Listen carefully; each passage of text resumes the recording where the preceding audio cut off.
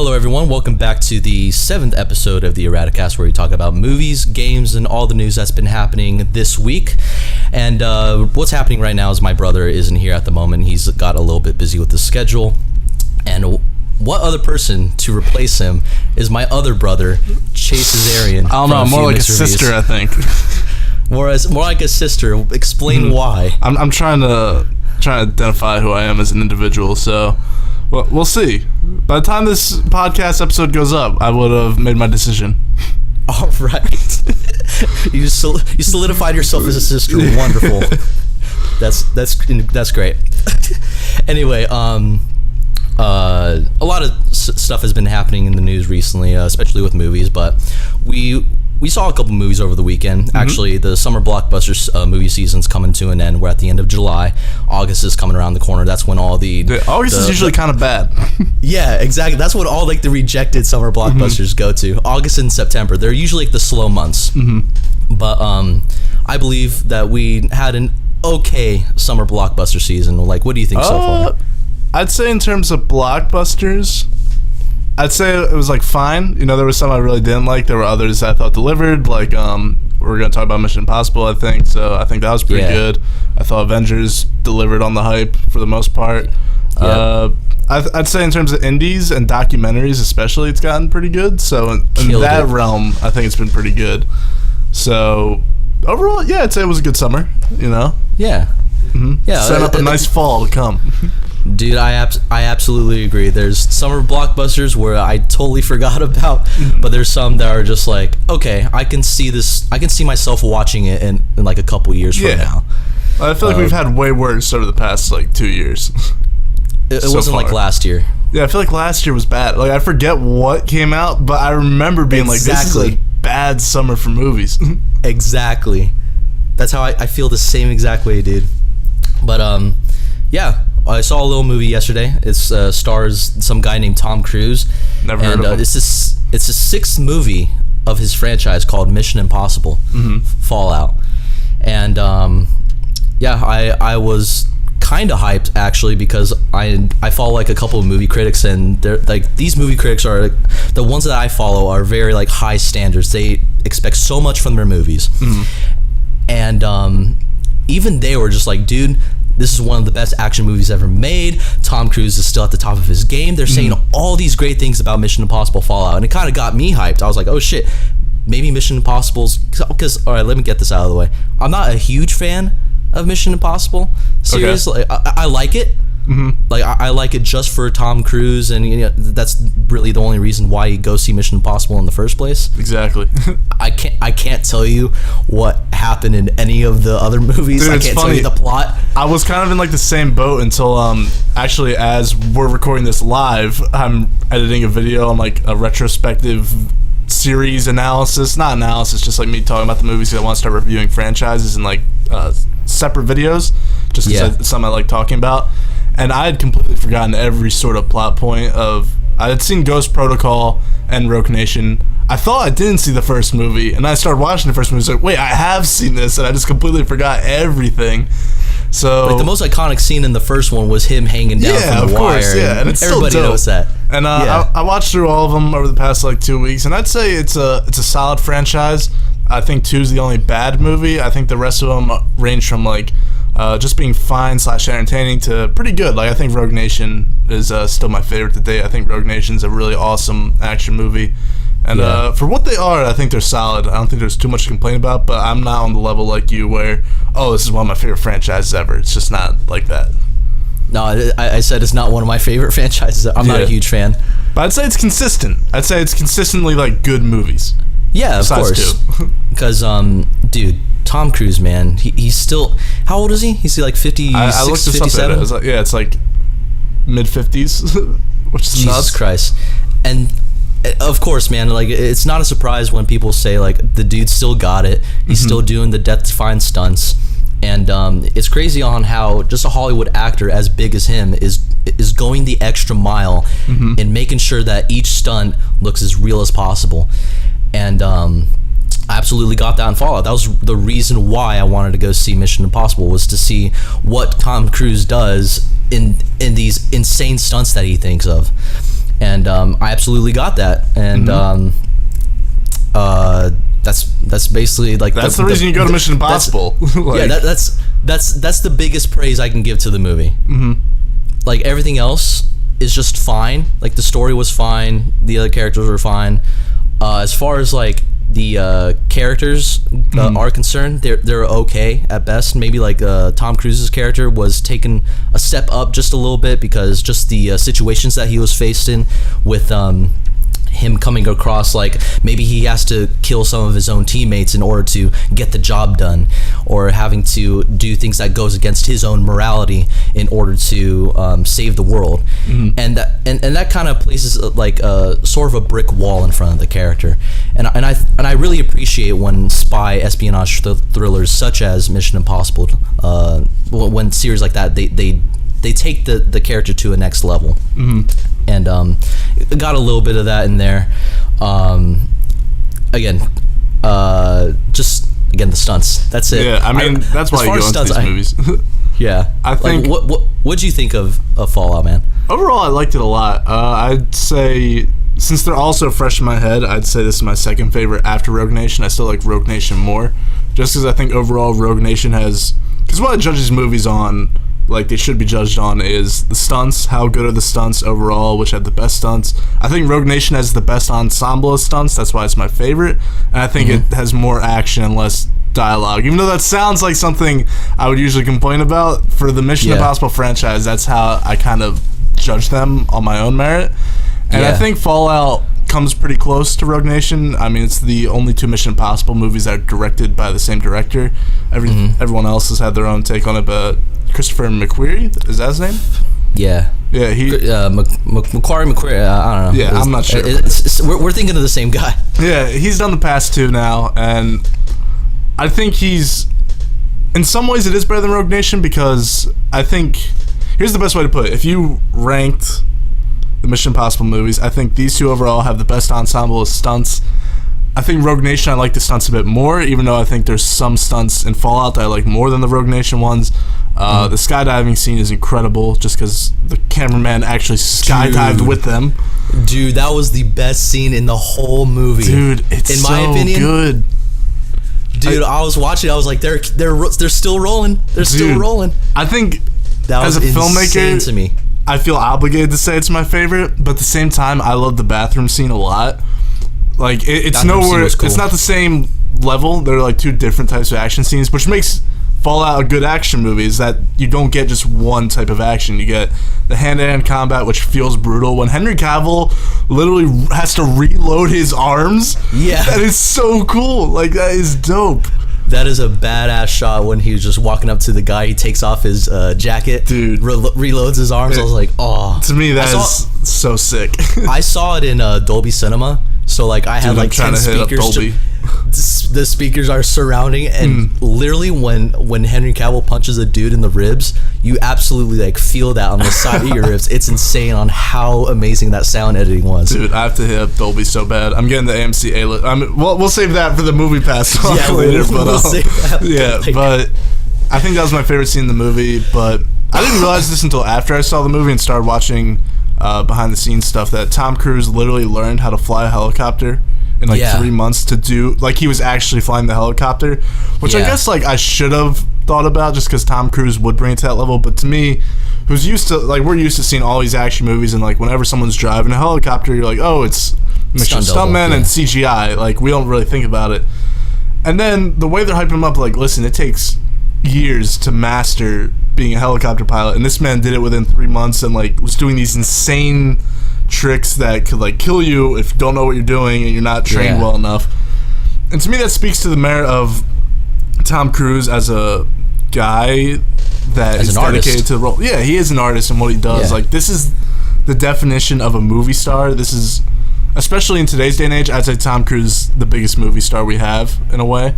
And I think he absolutely deserves the title for what this man puts himself through at his age, and what he will continue to do until he's probably 85 and he can't even walk anymore because he's so tired. I just hope that like he knows when to stop.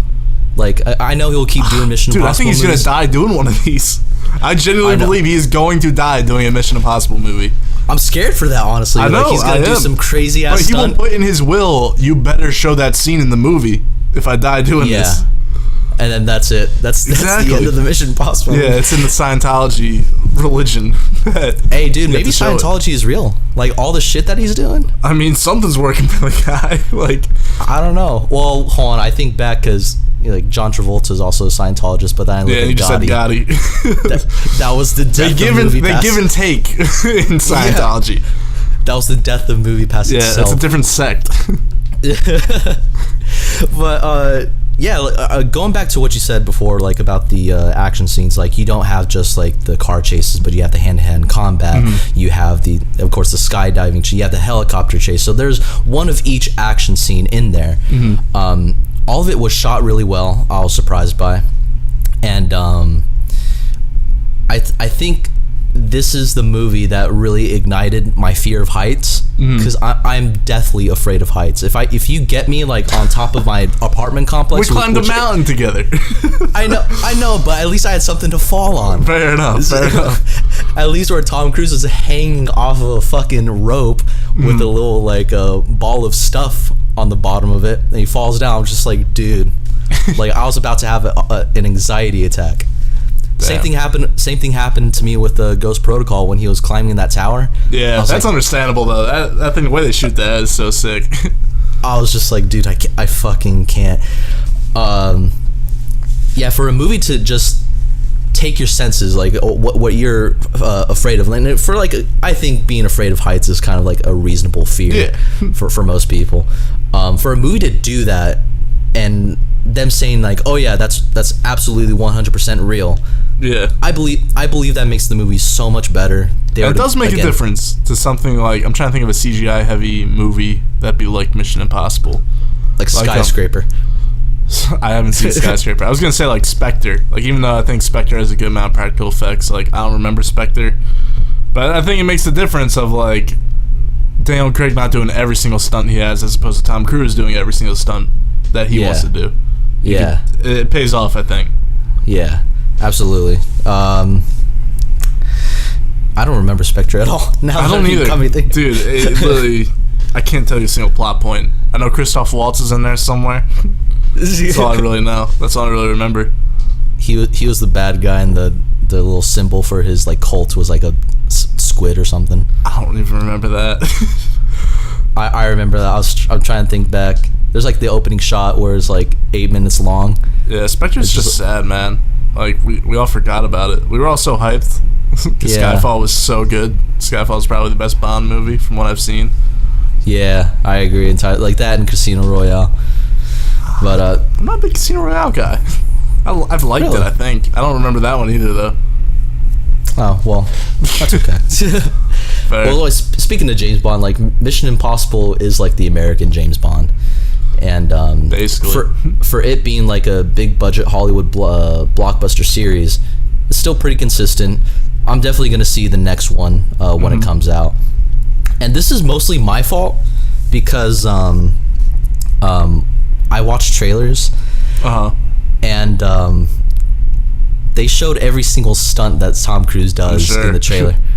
And again, this is like my fault entirely, because I remember like thinking back in the trailer, I was just like, all right, I've seen the stunt in the trailer, I've seen this one, every single stunt. It's all there, so that's my fault entirely. It doesn't take away what the movie does, and what Christopher McQuarrie and Tom Cruise put into the action. Again, story-wise is fine. There's really nothing too memorable about it. Lots of Dark Knight homages. The entire bridge sequence, like when they have to pull a diversion and the police have to go underground. Now it's like watch it again. Like there's a lot, almost beat for beat, a lot of it follows the Dark Knight. When Henry Cavill gets half his face messed up, I don't know. I feel like there was a lot of Dark Knight like tribute, which I appreciated. I don't know. Yeah, absolutely. Dark Knight Rises. Yeah, Dark Knight Rises. I didn't really like that movie, honestly. I thought it was okay. I rewatched it like last year. It's definitely Nolan's worst movie, like out of everything, I think. I still like it though. I wouldn't defend it really, but I liked it. Fair. So what would you say? Because I kind of like to do like a little rating system out of 10, just because I don't know, people like ratings. So I'd give it a solid 7, even though I rate things much harsher than most people. I think like 7 to me is a really good movie.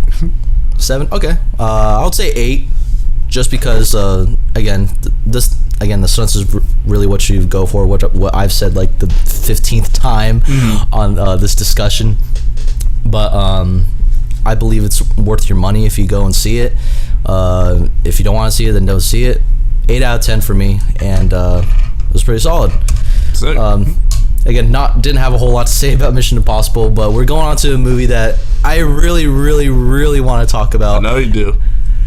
Ever since Sundance happened at the end of the year, our boy Art was just like, hey, there's a movie by Bo Burnham. Actually, for the listeners out there, my Chase has a podcast of his own called Chilling with Chase. I'm going to leave a link below so you guys can check that out. True. We're both trying to build our podcast portfolio on the rise of the podcast movement. Because everybody's doing podcasts nowadays. Everybody and their mom and their grandmas. I like it. It's laid back, you know? Yeah, it's chill. And I remember one of your podcasts, you were talking to Art about Sundance. And he did mention, he's like, yo, Bo Burnham's going to make a movie. And then that kind of got me excited because I have been watching Bo Burnham since, his stand-up comedy. You ever watch some of his stand-ups? I don't think I've ever sat through a full stand-up thing. His song, the Make Happy ending song, is so good. I've listened to that so many times and watched that so many times. I haven't seen the full stand-up. I actually watched his show, though, Zach Stone's Gonna Be Famous, when that first aired. Is that any good? I haven't watched it. It's so underrated. It's funny because I couldn't tell you like the plot of a single episode because I've kind of forgotten about it, but I do remember like dying laughing at pretty much every episode. And it was cut too soon. Probably one of the best things MTV's done in the past decade. It was pretty good. I watched him when he was on Vine a lot too, and I thought he was absolutely hilarious on Vine. Like easily my favorite Viner back in the day. I wasn't following Logan Paul. I wasn't following Jake Paul. I was following Bo Burnham, baby, and he was the man. Don't lie to people, man. You were following Jake Paul and Logan Paul. Yeah, dude. I'm a Pauler. Is that what they're called? Yeah, they're called Jake Paulers. I was about to say it. Yeah. I'm a Pauler. They just take his name and then just add an ERS to the end. So like your fan base would be like Chasers. A Chase Azarians. The Azarianers. I'll be like, what's up, Ryan Jacobers? Yeah. So how lame. are you? It's stupid. It's cringy. And speaking of cringe, 8th grade.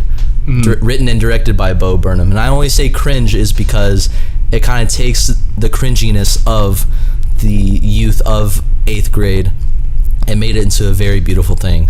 I remember I went to go, I drove all the way to LA from where I live. That's like a good hour and a half drive, but I was willing to do it because I want to support Bo Burnham, and because he's, again, Hollywood has proved to us that any stand-up comedian or just a comedic actor, if they were to go into the director's chair, they would prove to us that, hey, we can direct and we can make some pretty awesome movies.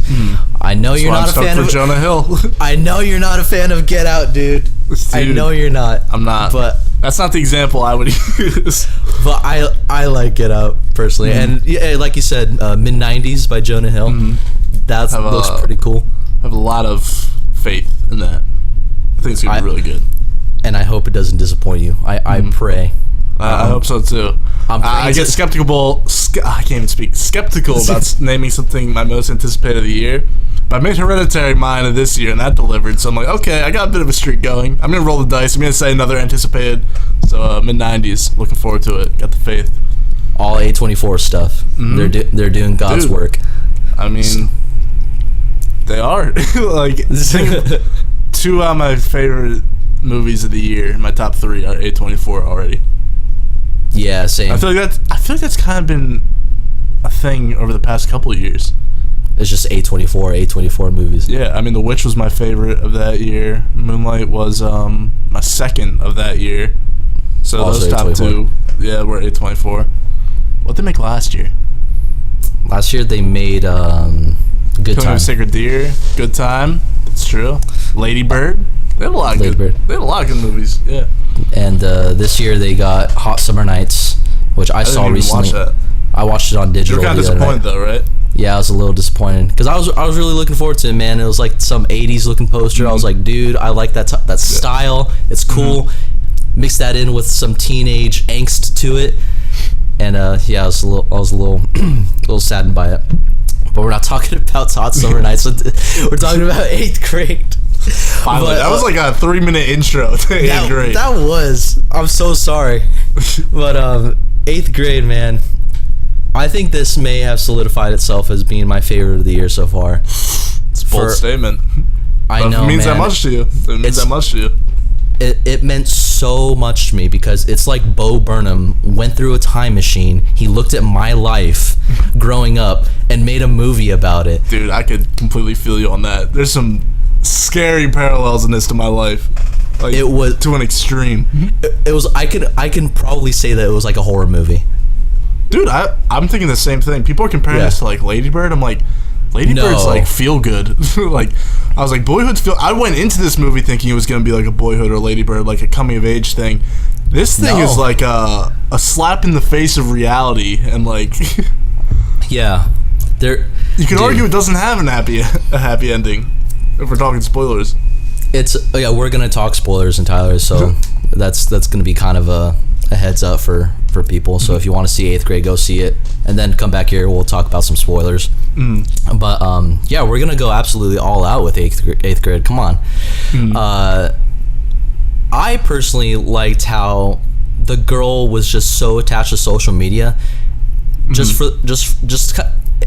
movie doesn't shove things in your face. It does it through character actions and visual storytelling.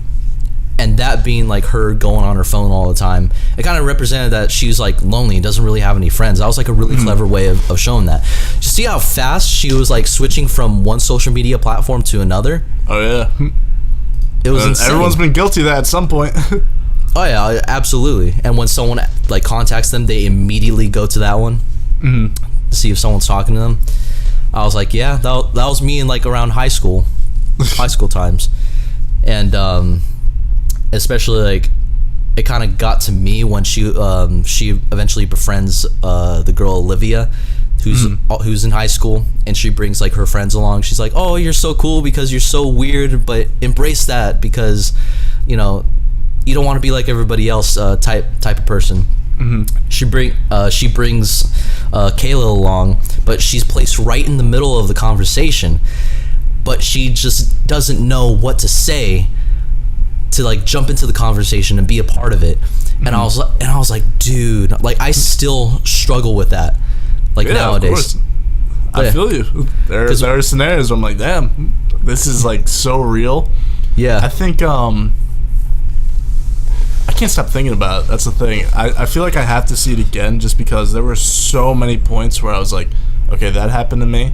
Like, not exact scenario, that happened to me. That song is the song my religion teacher would play in 8th grade when I had to take religion tests. Like, it was scary. No, it was like scary. And it was to the point where I was like, dude, I have to rewatch this just because I can't even fully process everything I'm watching right now. So I will be seeing this again probably next week.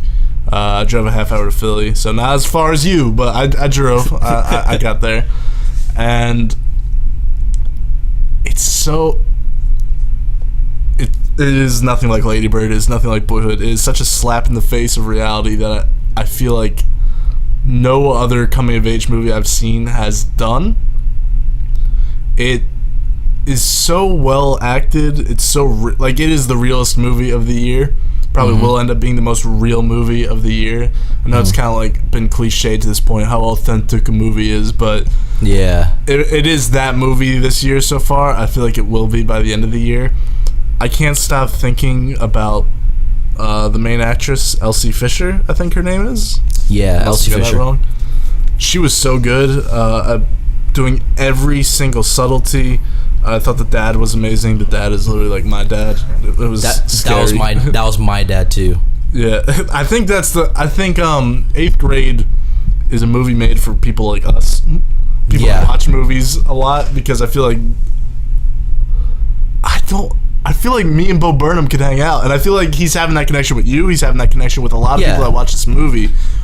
and that's the reason this movie's becoming so popular. I don't know how good of a movie 8th Grade is, straight up. I think it's well made. I don't know how... Oh, if we're looking at it from an objective point of view, how great of a cinematic piece of art it is. I do think it's super relatable, though, and that's why I like this movie so much, and it's why I'm going to keep thinking about this movie. It's a lot to process. I don't know. It's weird. Yeah.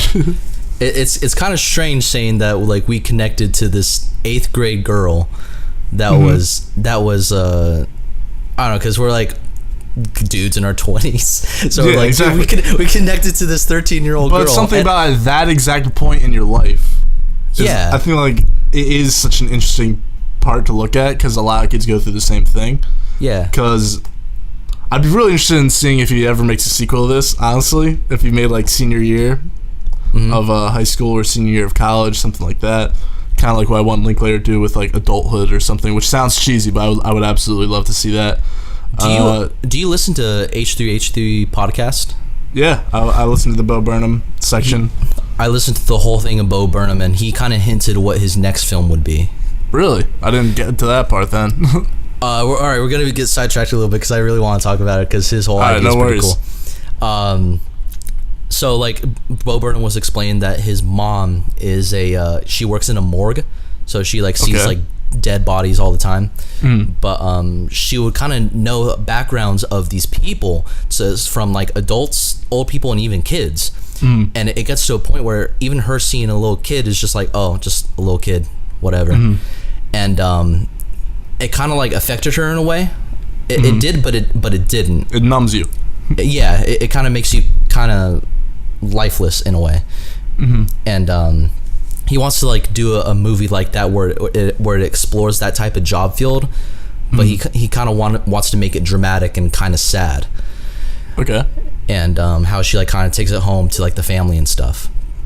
That's kind of like his next movie idea. That's kind of interesting. When you first started pitching it, I was like, wait, is it going to be this thing where, like, we look into the past of these people that died or something? And then I was like, yeah, I don't know about that, but I like that idea.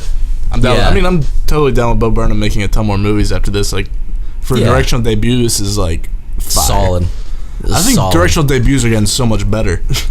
I know, right? Like, freaking Jordan Peele with Get Out. And I wouldn't say that one. Ari Aster. What's his name? Was it Dave McQuarrie? Oh, it's gonna kill me. The guy that made Brigsby Bear. It's Dave something. It's like Dave I have to Google this. Continue.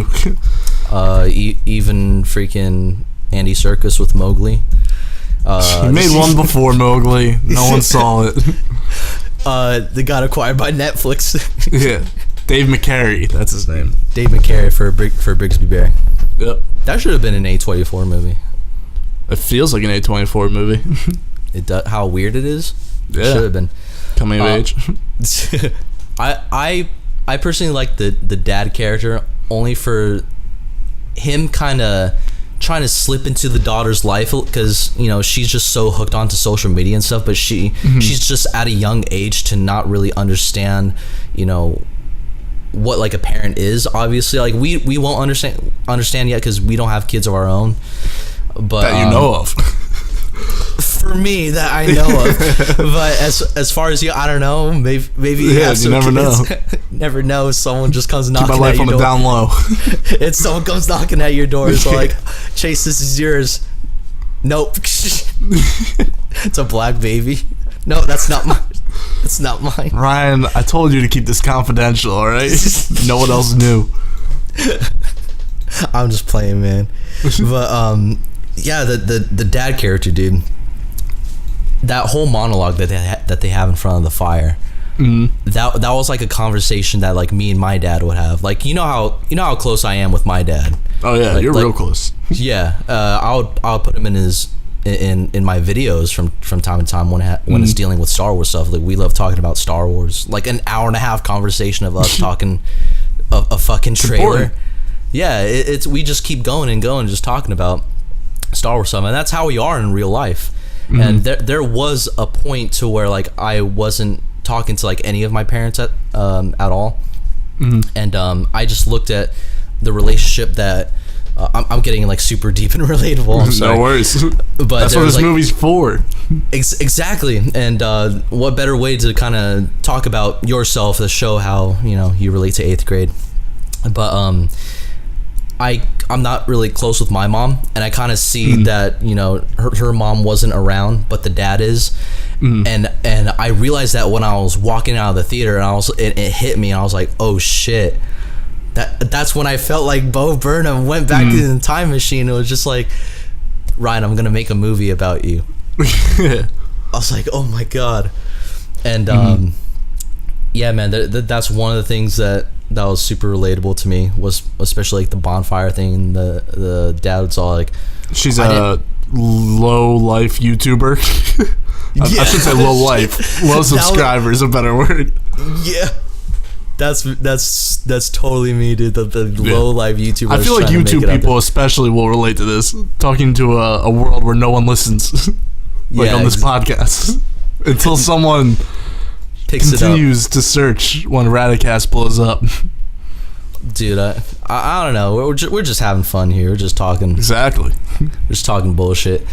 But it is that side of YouTube that, like, I guess general people don't really look into. You know what I mean? Where it's like, you see the Logan Pauls, you see the Casey Neistat's, which I don't want to say they're all good channels. Casey Neistat's a good channel to watch, but that's like 0.001% of like the content that gets out there. You know what I mean? The rest of it's stuff like this, where it's just normal people just trying to do what they like doing. I think that's an interesting look at it for sure. Absolutely. Like, what are the things that 8th grade that you found intriguing that Bo Burnham was able to pull off? I disagree with you in the sense that I do think the social media stuff especially is in your face. However, I don't think it's a bad thing, because I think it's so well executed, the way it like makes the video transparent with her like scrolling through everything, and like they play the song that my religion teacher played when I was in religion class. So to me that was all fine. It worked. I just think the parallels with the YouTube videos, as she's giving advice, which she clearly doesn't actually know the advice, she's kind of just winging it like the rest of us. It was really well done. There's only one scene in this movie that I really don't think fits personally. For me, if we're going off of like this, as you described, this personal journey, so to speak, and this relatability, I don't think the scene with the senior in the car fits at all. When they're in the back seat. Yeah, I actually agree with you. It was a little bit. I understand why it's thrown in there. I think just because like it shows that this kid that kind of still never broke out of his shell when he reached that point in high school, and like this is his way of like trying to manipulate someone. I think I get that, and I do think it happens to people. Yeah. I just don't think it really fits in with the tone of feeling like this relatable movie though, to like us. Yeah. In a way. I agree with you, but the way I look at it is just like sometimes you're going through like moments where you're just figuring things out, and sometimes life just kind of throws shit at you where you're just like, oh, which fuck is fair. it. Yeah, that's dumb as fuck. And but as far as like we're talking about, life throwing shit at you, not the movie itself, but yeah, I see your point, but I also see why Bo Burnham put that in there at the same time. But yeah, overall, dude, I really, dude, I fucking loved 8th grade. I know you do. It's weird because I feel you. Because when you get down to talking about it, I don't think it's a movie that you could talk about a lot. It's literally just like, it speaks for itself of like how personal it is for certain people. Like if someone watched this movie and they couldn't really relate to it, I don't think they're gonna like it. I think this is a movie for a very specific person. I think YouTubers especially are gonna feel biased naturally because of that starting phase of like trying to make content for the internet. There's just that immediate connection. I think a lot of YouTube people have very similar personalities and have gone through very similar things, so that's why they're going to be biased to it as well. And I think me and you fit that demographic, and that's why we're going to love it. I don't know how much everyone else is going to love it, even though I think a lot of people are going to love it, if that makes sense. Yeah. But I feel like the people that like it love it, and the people that don't really like it think it's okay or not that good. I think that's the spectrum. I don't think anyone thinks this movie's just good. They either love it or they're going to think it's alright or bad. Yeah. It's weird. But we fall on the love it side. Yeah. I've seen a couple people say like, oh, freaking eighth grade was kind of disappointing. It was kind of cliched, which I can understand. It is, but it's like life. Yeah, exactly. This is my genre. I love coming of age. It's my favorite genre, easily, at this point in my life. Always has been.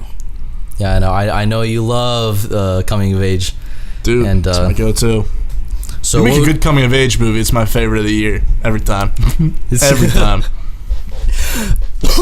I'm sorry. No worries.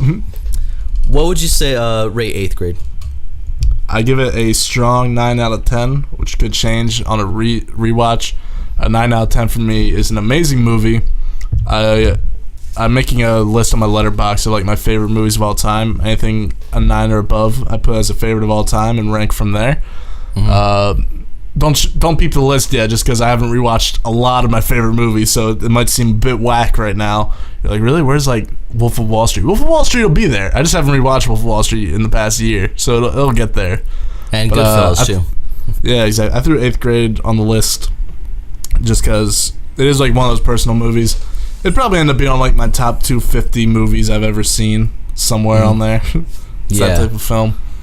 I do think I have to rewatch it though, just because that first experience I'm still trying to process. Absolutely, dude. I need to watch this movie again because I want to feel that connection, that because I love when directors do that. It's just like they actually reach out and they do more with their writing and especially their editing that shows like what this character is going through. It makes you look back into your life and you're just like, shit, I went through the same thing or still going through the same thing. I believe that a movie does its job well if it's able to manipulate your feelings like that and make you think back on who you were as a person before. That's what the movie did for me 100% of the way. It was almost identical again. And I'll give it a 10 out of 10, man. Nice. Dude, I loved it. It's like, here's like Annihilation, like 8th grade. They're on the same level. Even though I have Hereditary, Annihilation, then 8th grade for my top 3 of the year. But that top 3 is like, any one of these movies could be my favorite of a different year, like 2015 or 2016 or 2017. Actually, not 2017. Brigsby Bear would always be number 1 there, but 2015, 2016, one of these movies comes out, it's my favorite of that year, so... Either A24 movies are ending up on your top 3. Exactly. A24 is always killing it. Except they are. Except Hot Summer Nights, but maybe mid-90s, so we'll see. When does that come out? That's October. October? Okay.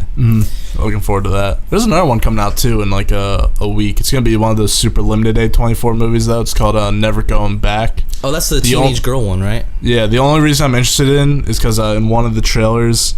actually, Kyle Mooney's in it too, so that's 2 reasons. The second reason in the trailer is someone put a quote. It's like a Richard Linklater movie on crack, and Richard Linklater's my go-to guy. So I'm like, all right, you sold me. I'll be there. I'll try and check that out. Yeah, I saw the quote too, Richard Linklater on crack, and I was like, Chase is gonna love this. Exactly. So I'll check that out for sure. All right, man. So those are the movies that came out this week. As far as like Teen Titans Go to the Movies, I haven't seen that. I don't know. You're asking the wrong person about that one. I haven't seen that. I haven't seen that one. There's gonna be a couple movies that's coming out in August. I can't recall. The Meg. Oh, the Meg. The Meg is. I totally forgot about the Meg. The biggest movie of the summer. I'll be there day 1.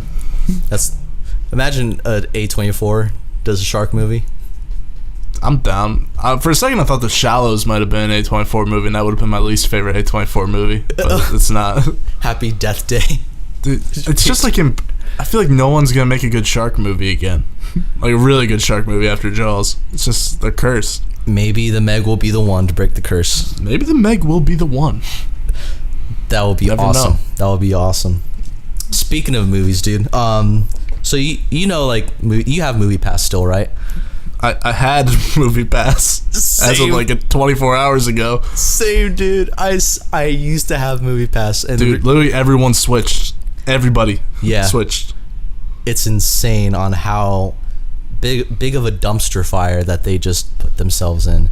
And for those of you who don't know about the MoviePass story, here's how it goes. So like MoviePass is kind of a subscription service to where you go to the movies you do like a monthly plan.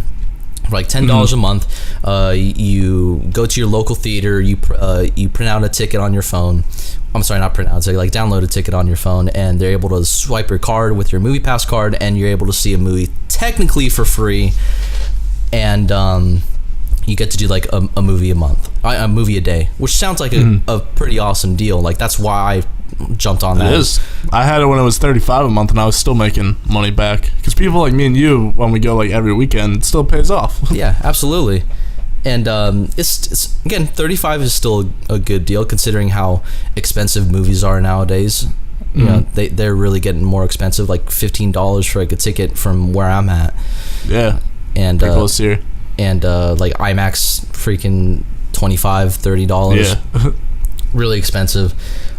So it kind of helps us, like the little people, go to the movies, watch them, and we learn from them. That's kind of the whole reason why we watch movies in the first place.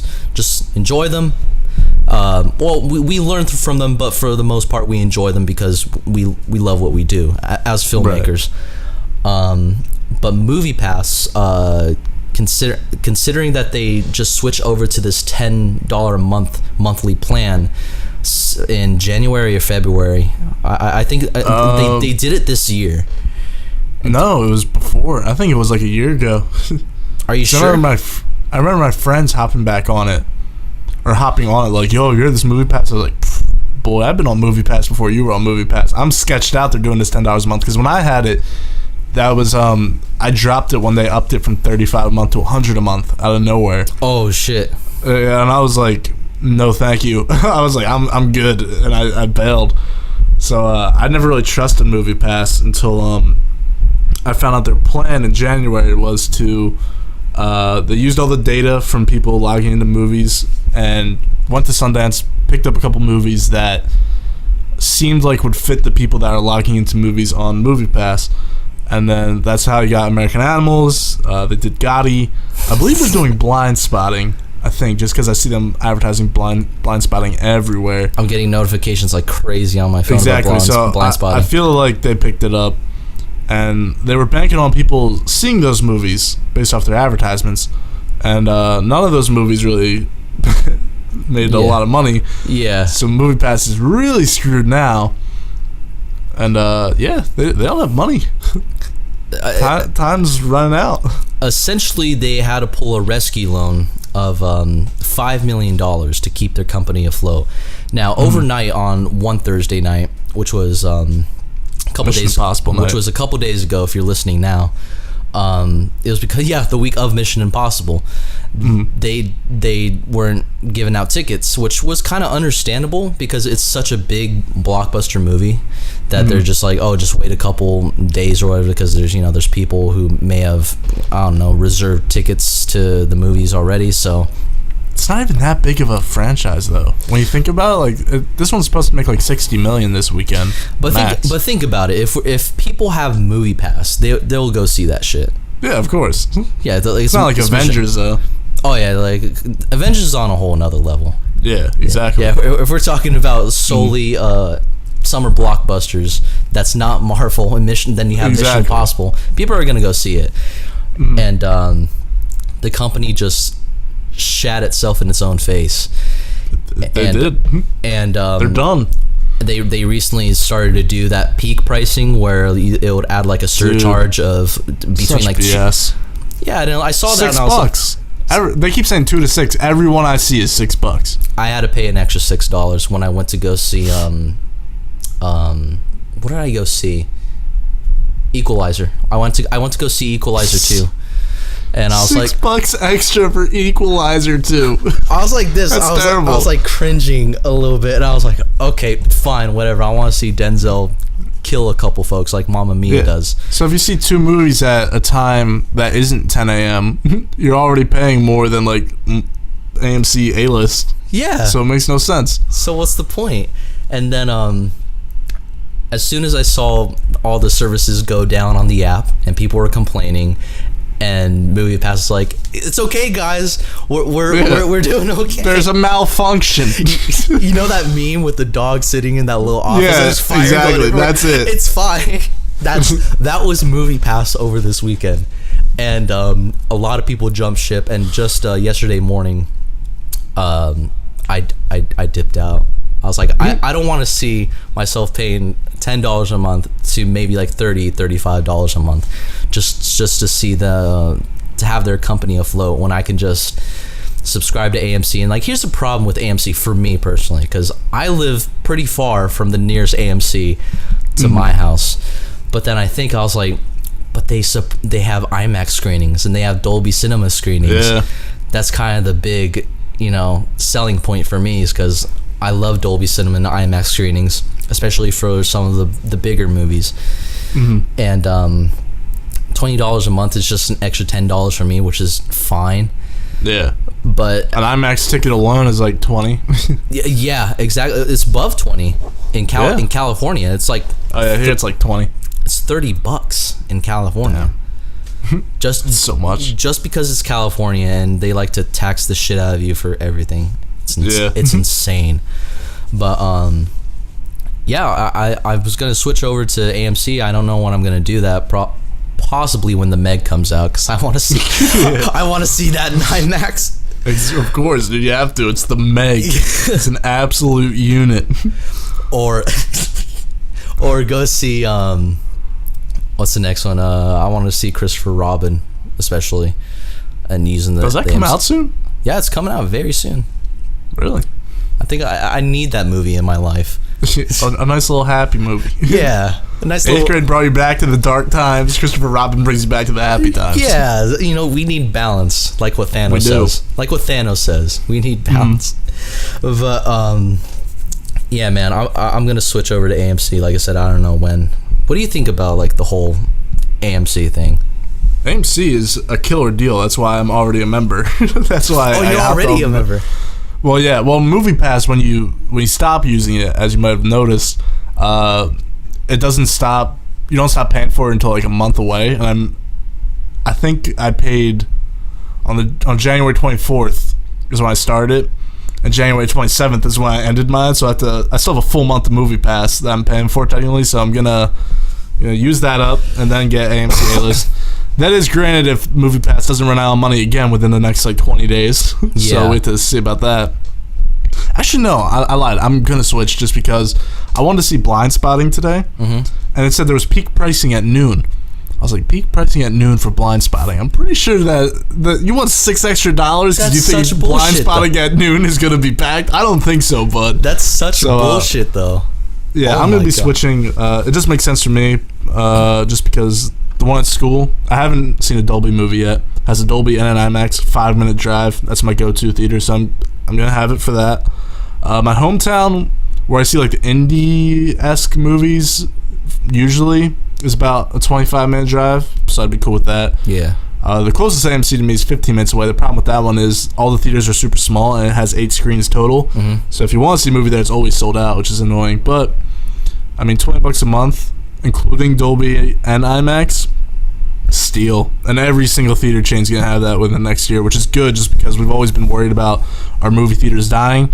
They're not dying anymore. People are just tired of paying that much money for ticket prices. But when you add services like this, these theaters are gonna be full again. Absolutely. And I think they're on the rise. I think theaters, this is a really good move for them. I mean, they were getting ripped off, not really ripped off by MoviePass, because MoviePass was still paying the theaters. But when you bring in all that extra people, like, yeah, you're only paying $20 a month for tickets, but movie theaters don't really make money off ticket sales. They make their money off concessions. Yeah. You're bringing all those extra people in, they're all going to be buying concessions for the most part. So it's just a smart move on their part. AMC's just the first people to do it, and AMC's probably arguably the biggest chain in the country. So yeah, I'm down. I'm ready for the movie theater renaissance once again. It's going to be a magical time for all of us, and not just like major movies, but for like the people have won. I know it kind of feels weird saying that. Yeah, the people have won, and especially for like indie filmmakers, because that encourages them to put their movies out on movie theaters and not have them put it on demand or whatever. Yeah, because I think Netflix had a part of it too, just because they saw, oh yeah, a lot of people are just buying Netflix, because why would you buy one movie ticket? Granted, if you're going to the movie theater with like your girlfriend, you probably have to buy another ticket, so that's like $25. Why would you do that when you could pay $10 a month and have unlimited access to all this stuff? You introduce a subscription model like AMC, it's gonna work. Yeah, straight up. And especially Netflix going like, well, kind of like those small indie people hate us because they think that we're killing movie theaters. But whatever. Actually, I think Netflix is just kind of laughing in their faces because at the end of the day, who's making money? Yeah, Netflix is. But because that's what it is, man. Let's be real here. It's about money. It always is. Yeah. Everything's about money. I'm on Arratikast because money. It's everything. I paid you to be my friend. Of course. And you're like, okay, that's not too bad. But yeah, man, MoviePass is dead, and I said that very happily. And I personally never had a problem with MoviePass. I just saw their. I didn't until they started charging $6 extra. Yeah, I was like, all right, come on, MoviePass. Well, actually, no. I think back because I went to go see Ready Player One, and they logged me out of my account, and I was like, motherfucker. And I called them. Their customer service sucks dick, dude. You call them, they'll be like, we're kind of busy right now.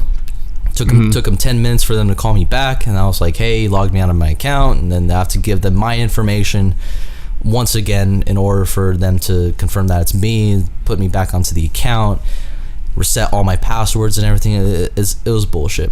That was probably the most memorable, worst experience I've had with MoviePass. Not to the point where I was like, oh, I'm gonna unsubscribe from them, but it was just kind of a hassle.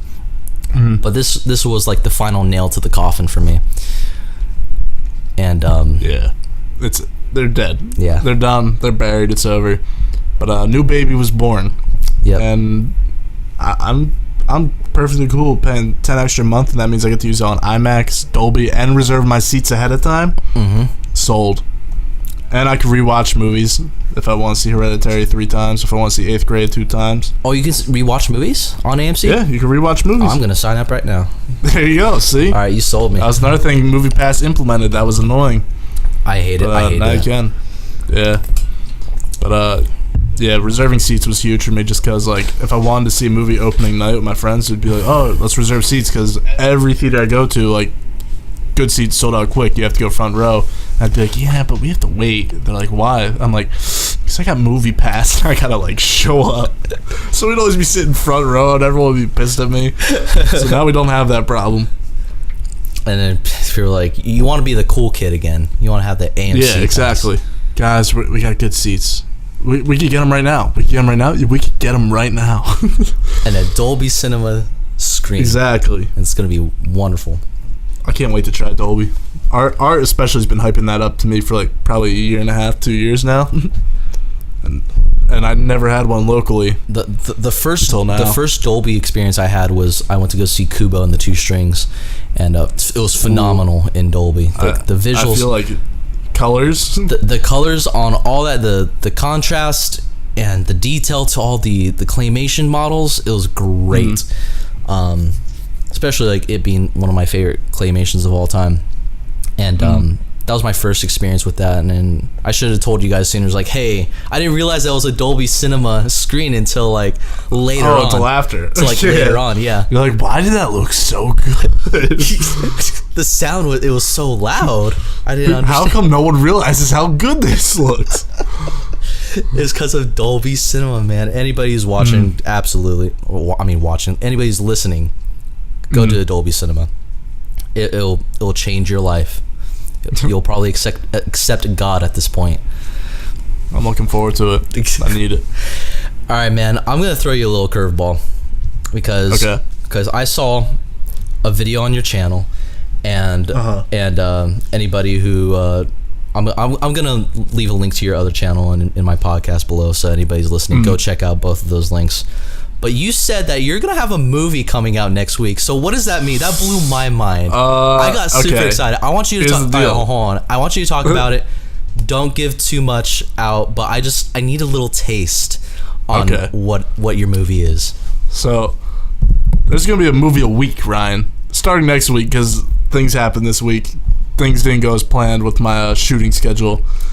But I have this series called The Doc that I started on my second channel. So I guess there's 3 channels technically. So for the second one, my initial idea was a couple months ago where I'm making one big movie. Like, I'm making my first feature film over the course of the next, I'd say, 9 months. Super stressful, super fun. Something I feel like I have to do. I was like, man, like, it would suck to just like put my movie out there and not share certain things about it. So I came up with this idea of, I'm gonna make this YouTube channel under my real name and kind of just talk about the process of me making this movie, which the channel is still about overall. But at the same time, when you're in a phase like now where it's like pre-production, me just screenwriting, it's hard to come up with really interesting content all the time. So my idea now, because I stopped making videos like that because it ended up just me giving advice on filmmaking, which I think there's plenty of channels that do it already and they do that well, and I didn't really want my channel to be like that at all. So I stopped and I was like, alright, I don't feel like doing that. And then I came up with this idea of, what if I make a movie a week where I talk about something that happened in my life that relates to the movie that I'm making. So my first episode was how I got into filmmaking. That entire story is implemented into a character in my feature-length film. My next movie, these are like short documentaries in this series called The Doc, is about something Ryan might be interested in, people that know me. My experience of working in fast food is the next one in the Doc series. So that's going to be the next one. I have one about South Jersey. I have a bunch planned, which seem like they're separate videos that anyone could just watch and enjoy, and they're, I think, well edited in terms of like how I want to do them. But at the same time, each episode of the Doc has something to do with a character or a location that I'm going to be using in my feature-length film. So there's still the connection there, but I'm having way more fun doing it, having cooler videos come out of it. Just something I think general people could like, because I think the problem with my initial idea for the Doc was it was just meant for people like you and me that were into filmmaking. I wanted to kind of like expand that and just make it easy to access for anyone. So that's my idea for that series and that channel in general. I'm just going to see where it goes. I mean, I had a lot of fun making the first episode. Have a lot of fun so far making the second one. I do have to delay it a bit because one of my shoots didn't go as planned. But I'm looking forward to it a lot. So basically what I'm getting is that your series, The Doc, it's kind of like a subliminal message on what your movie's going to be about. That's exactly what it is. Oh my dude, that's fucking crazy. You're the first person I kind of explained it to in full. I never really explained it on my channel, but that is the idea. That's insane. The Arratikast exclusive. That's insane. Okay, so it's about a kid who lives in South Jersey and worked at a McDonald's. And has crazy. These are all implemented into the character. Oh my god! Yeah, that sounds like it could be a sort of a comedy. It's part comedy, part drama. All right. We'll see. We'll see. All right, it's in the process. Now, just keep watching the Doc, and you'll get the vibe. Could you at least tell us what it's going to be called, like the title of the movie? Do you have a title? I'm juggling. I'm like 60% sold on one title, so I'm not gonna say it. But at the same time, I don't know, because as you're screenwriting, like you have this initial idea. Yeah. And as you start writing, like you change certain characteristics about a character that you think work better. Yeah, I get that. So initially, I had this one title that worked perfectly for my initial idea, and then as I start to write, I kind of change some like outcomes of certain characters and certain scenes. So I don't think it fits as well anymore. So we'll see. I've never been like a title first person. I've kind of always like started writing and then something pops in my head that I think would sound cool and fit. So I don't have that exactly figured out yet, but when I do and I'm back on Arratikast, I'll announce it one day. What's one of your titles? I'm just curious, man. I want to know. One of them is Scaghead, but I don't think I'm going with Scaghead anymore. Scaghead. That sounds pretty cool. Like I would watch that. There we go. Thank you. I'm sorry that came across as douchey. I'm so sorry. No worries. Scag. It didn't come off as douchey to me. Yeah. When's it coming out? When's it coming out? I have no idea. I'm looking to film. It depends, because I would love to be able to film it in early fall, but it's probably not going to happen just because of I'm relying on these cameras that my school has that I might not have access to at the time I want to. So it might be turning into like a wintry vibe instead of a summer vibe, which is still fine. Like I can still change things around. That's part of the fun of being an independent filmmaker. You kind of just adapt to whatever's thrown at you. Yeah. So I'm thinking I'd probably be filming over like the winter break, like the holiday season, and then this is as of right now, and then have it edited by. It'll definitely be edited by May. For the most part, and then just see if I get any festivals. If not, I'm looking into Amazon has a really good distribution model where you can literally just skip any sort of agent and literally upload a feature-length film to Amazon, and whoever wants to pay for it, you pay for it. Sweet. So that's like the extreme. Because even if that was my outcome, I'd be totally fine with putting it on Amazon for people to watch. But if I get into a couple festivals, that'd be ideal. I'm just gonna see what happens. All right, man. So yeah, if nothing works out, you just make another movie. There you go. That's what it's about. I believe you got plenty more ideas stored up in that big brain of yours, dude. I do. A lot of them require money, so we gotta see. That's what we were talking about earlier, man. Everything's about money. Everything goes back to money. Yeah, everything. Because you need money to produce your stuff, man. We all do. Honestly, all of us does. But Project Scaghead, go check that out when it comes out, and I'll keep you guys updated on the whole thing. So you heard it here first on the Arratikast exclusive of Project Scaghead. Can't wait, dude. I'm so excited for your movie. Excited too.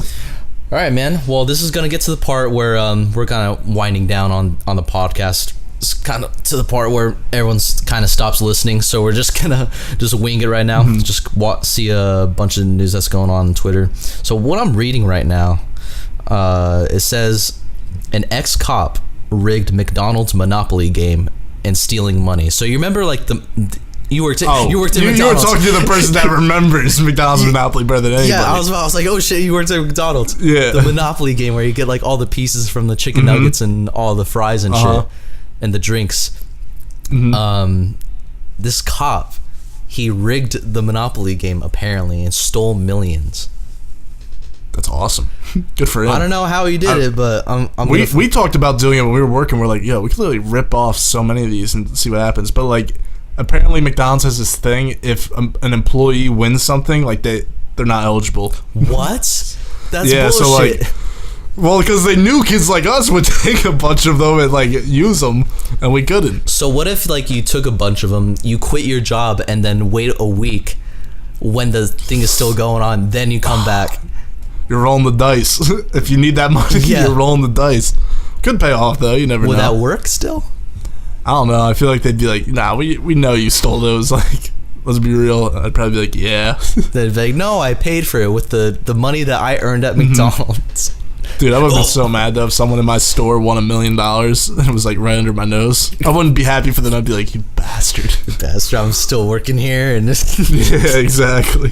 So this guy named Jerome Jacobson and his network of mobsters, psychics, strip club owners, and drug traffickers won almost every prize for 12 years until the FBI launched Operation Final Answer. So, yeah, for 12 years they've been doing this. That's dope. Finally, that's a long time. Finally got caught. Sounds like, hey, it's a movie idea. Yeah, it is. Research it. That could be like implement it into the plot. That could be like a Wolf of Wall Street scenario. It is, except McDonald's Monopoly version. McDonald's Monopoly. They already had a McDonald's movie, so why not make another McDonald's movie? I never saw it. Never watched The Founder. Oh, you need to watch The Founder, dude. It's crazy because my origin story. It's crazy on how they were able to take Ray Kroc and how you kind of feel for him. You're like, dude, you just want this guy to make a sale, but once it happens and he starts getting too deep into McDonald's, you're like, this guy's a bastard, man. Yeah. The way he does it, I'm sure you know the whole history behind Ray Kroc and everything, like with McDonald's. Do you know? Yeah, how he's kind of a scumbag. Oh, bought it for like nothing. The fucking main guy that he partnered with to help distribute all the McDonald's like throughout the entire country and throughout the world, took his wife, married her. That's how big of a scumbag. I did not know that. That's how big of a scumbag Ray Kroc is. Wow. But rip in peace, Ray Kroc. We'll miss you. You savage. You savage. Okay, yeah, that's kind of a short story, but it's a little bit intriguing, so you guys can look into more of that. Okay, it says, movies, Mission Impossible Fallout lands franchise best opening. So I think they made like over 60 million. Okay. Which is pretty damn good. I would take 60 million. Yeah, absolutely. Do you know a wrestler by the name of Nikolai Volkov? Sounds familiar. He died. Just Rip. We didn't talk about Mamma Mia. I mentioned Mamma Mia earlier. Oh yeah, you did. Yeah. And I'm very surprised that like the whole release of Mamma Mia, Here We Go Again, didn't cause like a wave of death and destruction throughout the entire world. Well, remember like the blood moon was supposed to happen, or it did happen, but people were saying it's going to be the end of the world. And the first thing that came into my mind, I was like, Mamma Mia. Mamma Mia. Mamma Mia is gonna end the whole Every world. time. It's gonna end the world. But I was kind of... Dude, we're going to be sitting there at Sundance. It's like a surprise screening. It's like Mamma Mia 3. And me and you are going to be like, no, like the doors closing. Like, that's the end. The whole Carrie thing happens, starts killing everybody. If in case you guys don't know, Mamma Mia is the very... Everyone knows who Mamma Mia is. It's we all know. It's a very definition of the bubonic plague. It's like the bubonic plague's like newest form. Okay, Alison Brie is trending. I guess they're saying she's awesome. I guess I don't know. Trump is trying. I don't want to talk about Trump, honestly. Ozark. Have you ever heard of the show Ozark on Netflix? I never watched it. No. Okay, they just dropped the trailer for season 2, so anybody who's a fan of Ozark and wants to see a glimpse of what the show has to offer, go watch it. If you don't want to watch it, then don't watch it to so your hype doesn't go all the way up. If you like the show, I really don't know shit about the show. Los Angeles goes gold in honor of its beloved food critic. Apparently he died because he saw Mamma Mia on what would have been his 58th birthday. Yeah, definitely Mamma Mia. His 58th birthday. Major landmarks were lit up to remember Jonathan Gold, who died on January 21st of pancreatic cancer. Okay, so Los Angeles paid tribute to this food critic, and I don't know. Again, I don't know who this guy is, so we're just gonna move on. Not our community. Rip though. Yeah, rip. That's very sad. I do want to talk about the episode 9 cast that was announced recently. It's gonna be short and simple because now I'm looking through Twitter. Let's talk about the additions. Yeah, we'll talk about Richard E. Grant that's joining to the cast. I have no idea who this guy is. I'll Google because it sounds familiar. Carrie Russell also joined. I knew that. Yeah, she's been JJ's girl since the beginning, honestly. This one girl named Naomi something. Hold on, I'm about to pull it up. Episode 9. Naomi Aki. She is a African American woman added to the cast, so we're getting some more new faces to the franchise. Finn's mother, probably Finn's sister. If they go that route where she's related to any of the characters, I kind of won't like that. Someone pointed this out. Benicio wasn't listed. Really? So it was just a waste of time? Yes, I liked his character, honestly. Yeah, it was fine. I was like, I hope they do more with him in 9. But he wasn't in the cast. Another reason The Last Jedi was a waste of time. You still don't like it? I still don't like it. I like it less the more I think about it, honestly. Really? Okay.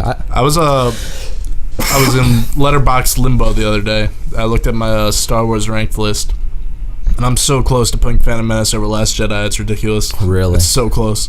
So close. Attack of the Clones is already better than it for me. Really? Like, objectively. And wow. I could get into a 3-hour-long podcast about that, but I like it less the more I think about it. I'm not someone that's jumping on the hate train. The second I walked out of that movie, I was like, I really didn't like that. And I thought to myself, because my crowd was going nuts, I was like, I feel bad. I'm going to be the person that doesn't like The Last Jedi. And then before I know it, a swarm of people come like from my side. I'm like, oh shit, okay. The story's like, it's not. I was one of those people. Yeah, I know. You hated it too. I walked out and I was like, I honestly don't know how I feel. Just didn't you give it like a 1 star? Yeah, I gave it like that's pretty. I gave it like a 1 star because I'll bump it up to like maybe a 3. What are you at now? I'll bump it up to a 3. Alright, so you like it. So I like it. It's like everything they've done with Luke and Rey was pretty cool.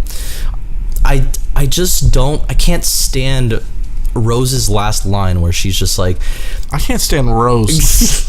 I think she's... I'm not someone that's going to attack the actress because it's not the actress's fault. It's whoever wrote it into the script and thought it was a good idea. Ryan Johnson. I mean, Ryan. He had some interesting ideas, but I'm not sure if it was right for the Skywalker saga. It wasn't right for... If he started off his own trilogy, then yeah. Yeah. It would have been fine. The problem is...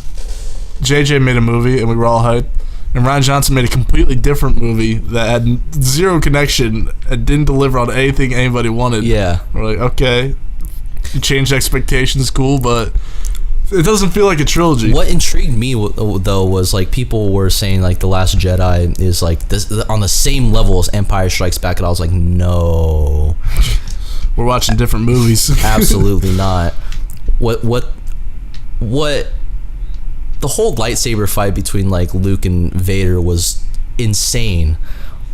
Just it was slowly paced, yeah, sure, but the way that Vader taunts him and the way he's just using one hand, it's like, dude, this guy's fucking shit at what he does. Yeah. But it gets to a point where he's using 2 hands and he's swinging it like a bat. That shows when like Vader's kind of like pissed off. He's like, all right, I've had enough.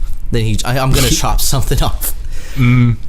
I didn't necessarily feel that in The Last Jedi lightsaber fight, especially with Luke and Kylo Ren. So boring. It was nicely shot. Sure. I won't disagree. It's still boring. But I don't know. Maybe the Episode 9 cast will put a little bit of faith in what Episode 9 will have in store, considering that JJ is going to use unused footage of Carrie Fisher. I honestly don't know how that's going to work out. What's in that unused footage? I honestly don't know. Maybe... General Leia, what do you think? Yes. Perfect. Let's gonna move on, boys. Yes, do it. Dude, if there's any CGI Carrie Fisher, I'm gonna lose my mind. Oh, they put it up front that they're not gonna use CGI. I hope not. they did it for sure. I really hope not. Yeah, Benicio wasn't cast. Gwendolyn Christie wasn't cast either, so I'm guessing Phasma is dead for sure. Another waste of potential. I can imagine they bring her back only for her to die again. So like her character is just coming back and dying, coming back and dying. Wasted. Dude, I have to rewatch The Last Jedi and just process that. I see it on Netflix all the time, which doesn't feel right. Just seeing a Star Wars movie on Netflix, it's like, weird, isn't it? It has a weird taste. I don't know. I really have no desire to watch. Like it pains me to have to think I have to rewatch it. Almost. I hate it. I really hate it. All right, you heard it here first, guys. Yeah, that's basically. Lando Calrissian's coming back. Billy D. Williams. Yeah. He's gonna die. He's definitely gonna die along with the Falcon. So we already know that. We already know what's gonna be in the outcome. So I'm kind of excited, nonetheless, to see the end of the Skywalker saga. Because if they're saying the end of the Skywalker saga, then Kylo Ren's gonna die. The best character, which is fine. So then we don't have to see him in Episode 10. Maybe you have a different idea for 10. Unless if they complete the fan fiction novels of Reylo for all those Star Wars fans out there. Yeah. Then that'll be a real thing. Oh my god. That will be a major just fuck you to everybody. I'm just over these characters already. I am too, kind of. Yeah. A little bit. Other than that, dude, there's really nothing else going on. Yeah. Monopoly schemes. Monopoly, Dead Food Critics, and Star Wars Episode 9, which I I don't know. Now that the Mamma Mia, Mamma Mia, the cinematic universe. Good lord, I never thought I'd see the day where Mamma Mia would get a sequel. It's insane. But here we are. We're in 2018. The blood mood happened, and the world didn't end, so we still have to pay all our bills. I would have been perfectly okay if the world ended, honestly. Because that would mean I don't have to pay It'll end after we go to Sundance. And yeah, so that was basically the end of this podcast already. So we're gonna do a little outro. So everybody who listened to the podcast all the way through, thank you very much for listening. I'm gonna leave. You're a homie. Absolutely. Again, Chase, thank you so much for coming on this podcast. It means a whole lot. Thanks for having me on. Thank you so much. I'm going to leave every link to your channels in the description box below so you guys can check that out. And be sure to check out my channel at Ryan Jacob. Check out a couple videos I made with Gotti in 8th grade, which are two entirely differently toned videos in itself, but... Yeah, but you liked Gotti more. Gotti was the movie to transcend filmmaking itself. I look at filmmaking differently entirely just because of Gotti. Dude, they had a fucking scene. It was like based in 1985, and they were playing Pitbull.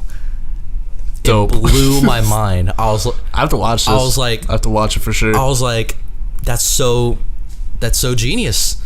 It's just so wrong. It's so right. But that happened.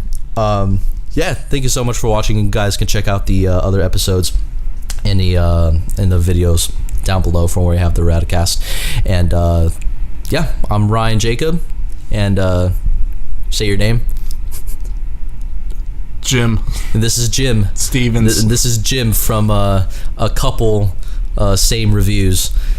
I try to come up with a stupid alter ego Every review is the same reviews.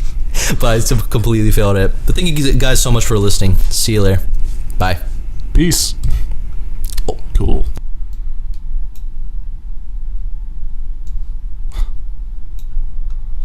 Ryan, you ended the call. I was gonna say you ended the call instead of your recording.